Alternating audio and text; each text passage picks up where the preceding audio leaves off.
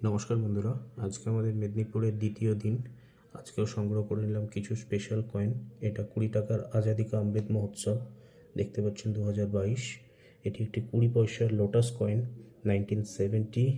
এটা সেই 1947-এর বিখ্যাত ফুটো পয়সা। এরপরে একটি 50 পয়সার কয়েন, যেটা ফিশারম্যান কয়েন বলা হয়, এবং একটি মাতা বৈষ্ণো দেবীর কয়েন দেখতে পাচ্ছেন। এটি বম্বে মিন্টের কয়েন। আর তারপর হাফ পয়সা 1954। আজকে যে জন্য এই ভিডিও করা, কথাতেই আছে, যেখানে দেখিবে ছাই উড়াইয়া দেখো তাই, পাইলেও পাইতে পারো অমূল্য রতন।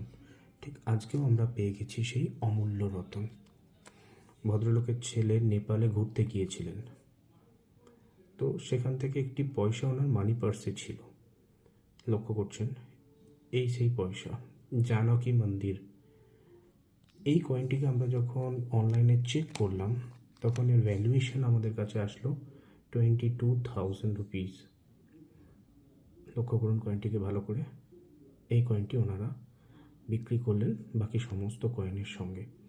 সো আমরা সমস্ত কয়েন মিলিয়ে ওনাকে আজকে পেমেন্ট করলাম 25,000 টাকার কাছাকাছি। আপনাদের কাছে থাকলে কমেন্ট করুন, আমরাও পৌঁছে যাব আপনার কাছে। ধন্যবাদ।